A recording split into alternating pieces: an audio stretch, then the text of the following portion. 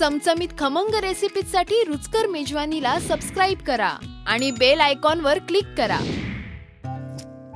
आज आपण street style Schezwan noodles कसे बनतात ते बघूया।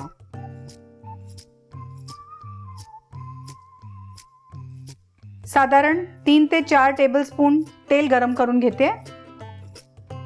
तेल तापलेलं आहे, त्यात आपण 1 टेबलस्पून बारीक चिरलेली लसूण घालूया, 1 टेबलस्पून बारीक चिरलेला आलं आणि 1 मीडियम कांदा लांबट चिरलेला आणि हे साधारण 1 मिनिटच परतून घेऊया। कांदा जराच मऊ करून घेतलेला आहे।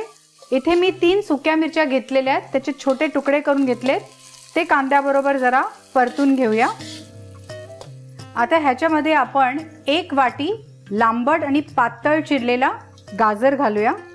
आपण जेव्हा कुठलेही चायनीज पदार्थ करतो तेव्हा भाज्या एकदम फाईन एकदम बारीक चिरल्या पाहिजेत, कारण त्यांना कुकिंगला वेळ लागत नाही मग आणि ते छान क्रिस्पी राहतात। हे गाजर आपण साधारण 1 मिनिट परतून घेऊया। आता ह्यात आपण 1 कप लांबट आणि पातळ चिरलेला रेड बेल पेपर घालूया,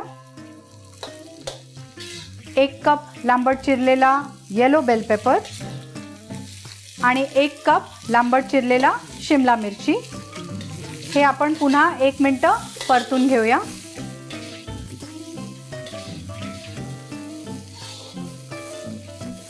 आता ह्यात मी 1 वाटी लांबट पातळ चिरलेला कोबी घालून घेते आणि पुन्हा 1 मिनिट आपण हे परतून घेऊया।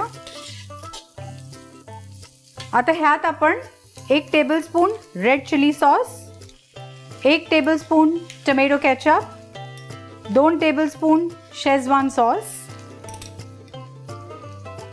1 टीस्पून विनेगर आणि 1 टीस्पून सोया सॉस। आता ह्या भाज्या आपण ह्या सॉसेसमध्ये व्यवस्थित परतून घेऊया।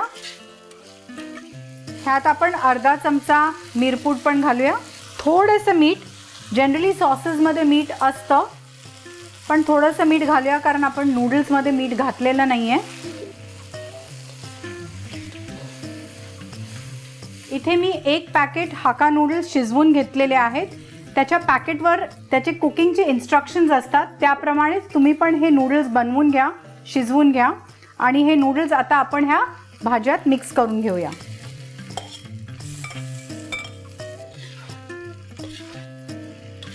हे साधारण आपण 2 ते 3 मिनिटं परतून घेऊया।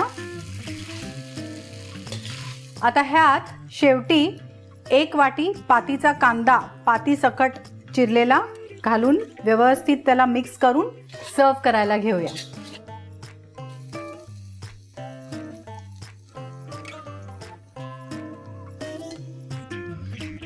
आपले स्ट्रीट स्टाईल शेजवान नूडल्स सर्व करायला तयार आहेत। मुलांना हे फार आवडतात, शाळेतनं आल्यावर भूक लागलेलीच असते आणि हे बनवायला पण फार सोपी रेसिपी आहे, तर ही डिश तुम्ही नक्की ट्राय करा आणि मला कळवा।